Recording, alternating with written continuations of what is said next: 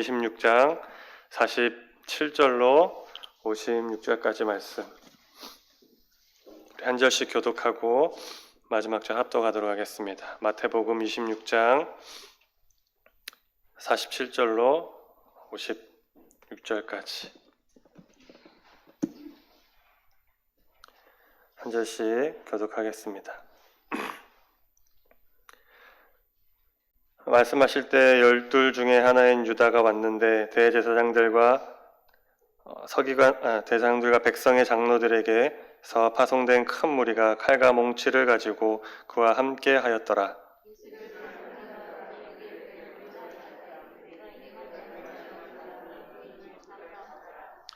곧 예수께 나와 랍비여 안녕하시옵나이까 하고 입을 맞추니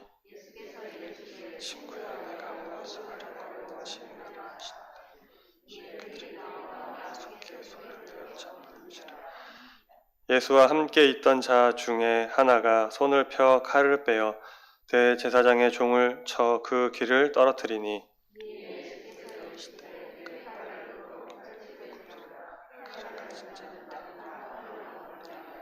너는 내가 내 아버지께 구하여 지금 12군단 더 되는 천사를 보내시게 할 수 없는 줄로 아느냐?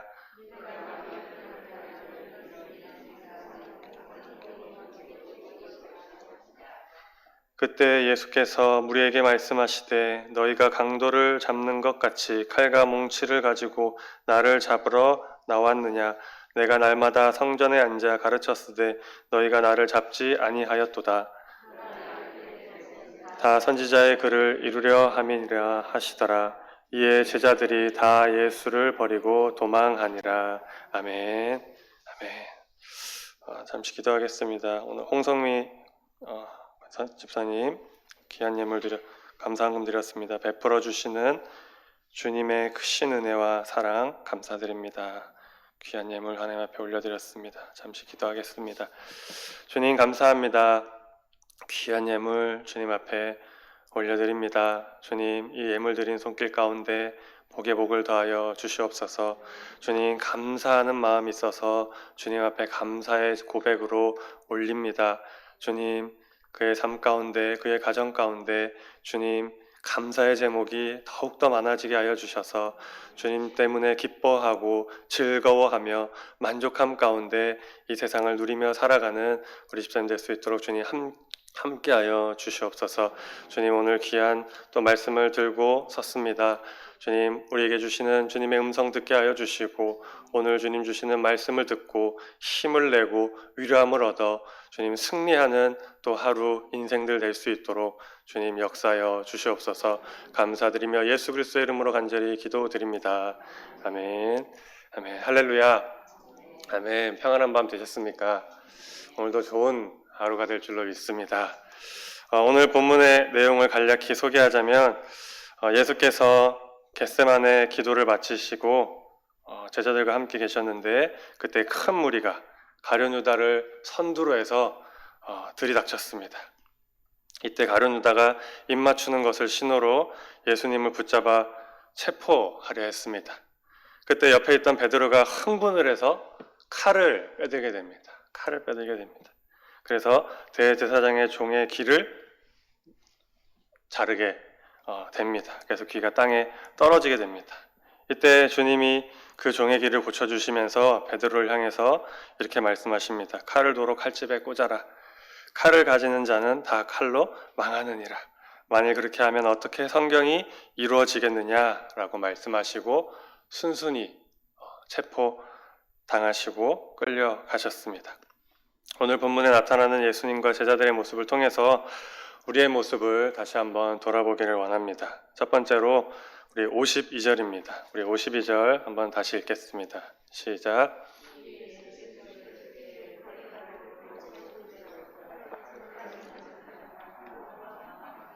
아멘. 칼과 몽치를 들고 나타난 무리가 주님을 체포하려 했습니다. 그때 베드로가 칼을 들고 맞서게 됩니다. 참 용감하긴 용감한 것 같습니다. 성격도 참 다혈질이고 불의를 보면은 참지 못하는 용감한 사람이었던 것 같습니다. 그러나 그 결과 예수님을 지켜낸 것이 아니라 고작 한 종의 귀를 잘라버리는 것이 전부였습니다. 이 모습은 모세가 자기 동족을 애굽에서 구원해 보겠노라고 자신의 힘을 내세워서 애굽 사람을 쳐 죽인 모습을 떠오르게 합니다. 하지만 이러한 모습은 하나님의 일을 인간의 힘으로 해결하고자 하는 어리석고 쓸데없는 그러한 몸부림입니다. 먼저 칼로 상징되는 힘과 권력은 어떤 일을 신속히 이룰 수 있는 수단입니다. 그래서 권력자들은 늘 독재의 유혹에 직면하게 됩니다. 자기에게 주어진 권력과 강력한 힘을 바탕으로 적대 세력, 정적들을 아주 손쉽게 제압하고 자신의 계획을 성취하려는 유혹입니다. 이런 유혹은 신앙생활을 하는 우리에게도 아주 교묘하게 옵니다. 이러한 유혹은 우리에게도 아주 교묘하게 찾아옵니다. 그 대표적인 예가 예수님이 사역을 시작하시기 전에 직면했던 사탄의 유혹입니다. 광야에서 40일을 금식하시고 줄이신 예수님께 마귀가 나타납니다. 그래서 이렇게 이야기합니다. 배고파 죽겠는데 왜 가만히 있냐? 내가 하나님의 아들이 아니냐? 이 돌들이 있지 않냐? 빵으로 만들어서 먹어라. 허기를 채워라. 너 충분히 할 수 있잖아. 너 하나님의 아들이잖아. 허기를 채우라라고 유혹을 합니다. 또 성전 꼭대기로 데려가서더니 여기서 뛰어내려 봐라. 여기서 뛰어내리면 천사가 널 받쳐줄 거 아니냐. 그러면 성전에 온 모든 수많은 사람들이 그 모습을 보고 너를 메시아로 영접할 거다. 뛰어내려 봐라. 그리고 세 번째로 뭘 그렇게 복잡하고 길게 시간 끌게 있냐. 뭐 공생의 사역 힘들게 할 일이 있냐. 그냥 나와 손잡자. 나랑 같이 하자. 내 밑으로 와라. 그러면 세상 모든 권세를 너에게 주겠다. 쉽고 편하게 할 수 있지 않겠냐라고 유혹했습니다. 이러한 유혹들은 모두 하나님의 일을 간단하고 아주 빨리 쉽게 이루려는 인간의 정욕과 욕심을 부추기는 아주 교묘한 간악한 유혹입니다. 본문의 베드로 역시 이러한 유혹에 사로잡혔습니다. 그래서 예수님을 못 잡아가게 하려고 쉬운 방법을 택했어요. 못 잡아가게 하려고 쉬운 방법, 칼을 빼든 것입니다. 위협을 한 것입니다. 근데 고작 한 것이 종의 귀를 베어버린 것입니다. 군사의 군병들의 귀를 벤 것도 아니고 종의 귀를 베어버림으로 살인 미수범이 돼서 인생이 끝장날 뻔한 것입니다. 예수님이 고쳐주시지 않았으면은 아마 같이 붙잡혀 가가지고 아마 끝장날 수도 있었을 것 같습니다. 모세 역시도 이러한 유혹에 사로잡혀서 자신의 주먹을 앞세웠습니다. 하지만 이스라엘의 구원은 고사하고 살인자가 되어서 고작 한 사람 죽이고 살인자가 되어서 광야로 도망쳤습니다. 그리고 40년을 광야에서 지내면서 혈기를 빼내는 혹독한 훈련을 받아야 했습니다. 성도님 여러분, 우리에게도 모세처럼 베드로처럼 혈기가 있습니다. 그죠? 우리에게도 혈기가 있습니다. 내 힘으로, 나의 세상 경험으로, 내가 가진 권세와 인맥으로 하나님의 일을 해보고자 하는 사람의 방법과 계획, 혈기가 있다는 것입니다. 그래서 예수님은 우리들이 그 혈기를 내려놓기를 원하신다는 것입니다. 칼을 칼집에 다시 꽂아 넣기를, 뽑는 게 아니라 꽂아 넣기를 원하신다는 것입니다. 기다리고 계시는 것입니다. 오늘 주님은 우리의 손에서 칼을 내려놓으라고 말씀하십니다. 칼은 내 경험입니다. 내 지혜입니다. 내 능력입니다. 내 계획입니다. 여러 가지 세상을 사는 방법들입니다. 그러한 것이 나의 칼입니다. 이렇게 하면은 이 일이 이렇게 되지, 이렇게 하면은 이렇게 할 수 있는 거야. 이렇게 하면은 내가 안전하고, 이렇게 하면은 내가 돈을 벌고, 이렇게 하면 내가 사람에게 인기를 얻고, 이렇게 하면 내가 멋있어 보이고, 내가 인기를 얻고, 여러 가지 세상을 사는 방법들입니다. 그런데 그러한 것들을 내려놓으라고 주님이 말씀하십니다. 그러한 것들을 우리가 내려놓을 때 우리 가운데 하나님의 능력이 나타나게 되고 하나님이 우리를 통해서 드러나게 될 줄로 믿습니다. 성도님 여러분, 칼을 칼집에 꽂으시기를 바랍니다. 두 번째로 53절, 54절입니다. 너는 내가 내 아버지께 구하여 지금 12군단 더 되는 천사를 보내시게 할 수 없는 줄로 아느냐.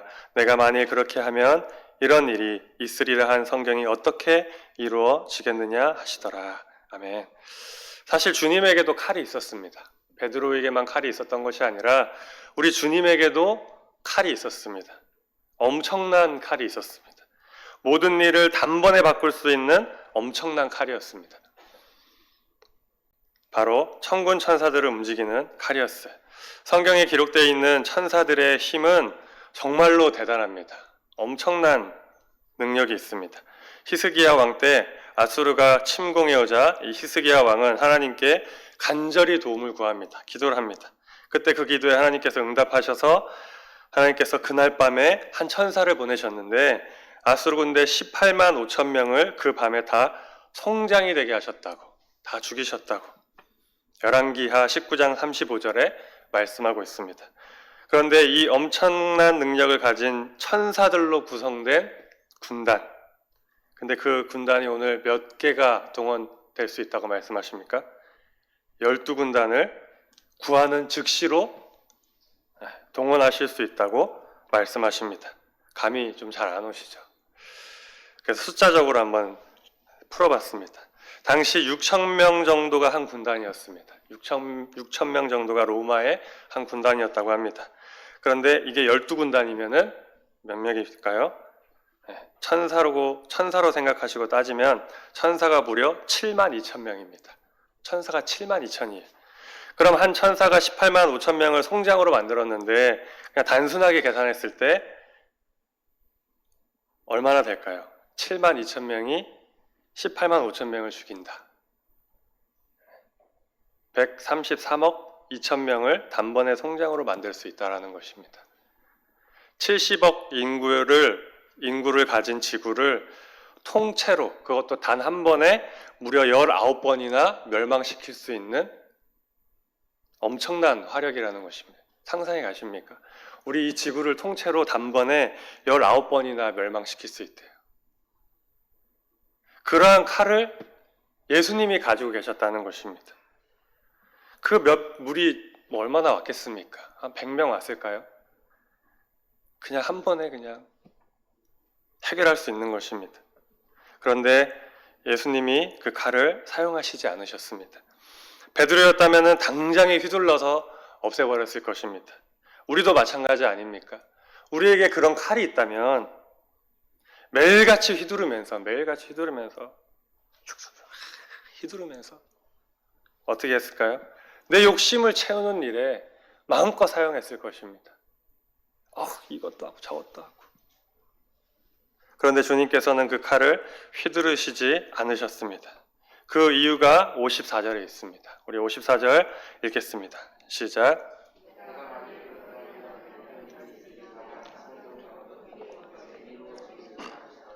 아멘.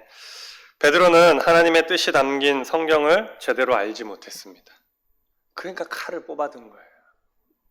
마음대로 휘두른 것입니다. 그러나 주님은 자신을 향하신 하나님의 뜻을 분명히 알고 계셨어요. 그래서 할 수 있으나 하지 않은 것입니다. 할 수 있으나. 참고 순종하신 것입니다. 하나님이 기뻐하시는 일이 아니니까. 하나님의 뜻이 아니니까. 하나님의 말씀이 이루어지도록 하기 위해서, 하나님의 말씀대로 살기 위해서 그렇게 하셨다라는 거예요. 할 수 있으나 하지 않은 것. 할 수 있으나 하지 않은 것. 이것이 오늘 우리에게 주시는 교훈입니다. 성경을 이루시기 위해서, 말씀을 이루시기 위해서, 말씀대로 살기 위해서 할 수 있으나 하지 않은 것입니다. 이 시간 우리는 예수님과 베드로의 모습을 통하여 배워야 합니다.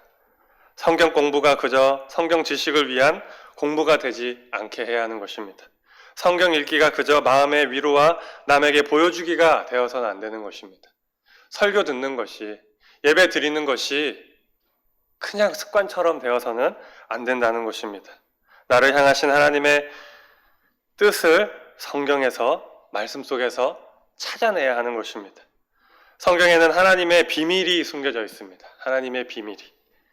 그 비밀에는 놀랍게도 나를 향한 하나님의 뜻과 계획이 담겨져 있다는 것입니다. 하나님의 놀라운 비밀이 숨겨져 있는데 그 놀라운 비밀 안에 나를 향한, 우리 성도님들을 향한 하나님의 뜻과 계획이 담겨져 있습니다. 혹시 성경을 읽고 묵상하는 중에 나를 향한 하나님의 계획을 발견하신 적이 있으십니까? 나를 향한 뜻이 숨겨져 있음을 우리 성도님 여러분 믿으십니까? 그것을 알고 있다면 이제 성경을 대하는, 말씀을 대하는 우리의 자세가 달라져야 합니다. 말씀을 대하는 자세가 달라져야 합니다. 금광에 들어간 광부가 금맥을 찾듯이, 그 광부가 어떤 마음으로 금맥을 찾을까요? 뭐 나오면 말고가 아님 말고, 나오면 좋고 아님 말고, 아유 힘드네 오늘은 그냥 집에 가야겠다, 조금 일하고 그냥 갈까요? 금맥에 들어간 광부가 열심히 찾는 것입니다. 열심히 가족을 생각하면서 그 찬란한 미래를 꿈꾸면서 열심히 찾는 것이, 해가 떨어져도 밥을 먹지도 않으면서도 열심히 찾을 것입니다. 금보다 귀한 하나님의 말씀을 진지하게 읽고 묵상해야 할 줄로 믿습니다. 성도님 여러분, 예수님의 생애를 한마디로 표현하면 성경을 이루는 삶, 하나님의 뜻대로 사는 삶이었습니다. 우리도 그래야 합니다. 하나님은 성경에 우리를 향한 놀라운 계획을 잔뜩 준비하고 계십니다. 우리가 지금 앞에 펼쳐놓고 있는 그 말씀 가운데 나를 향한 놀라운 계획을 잔뜩 준비하고 계신 것입니다.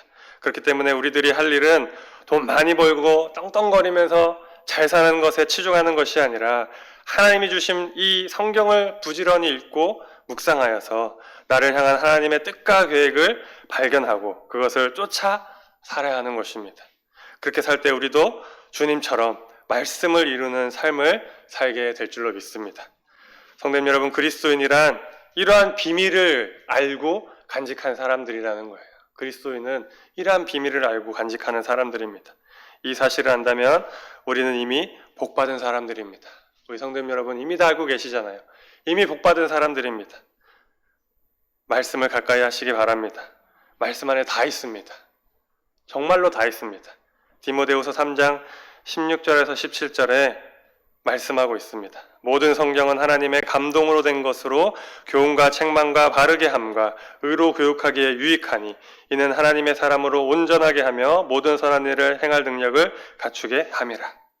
다 있다고 말씀하고 있습니다. 다 있다고.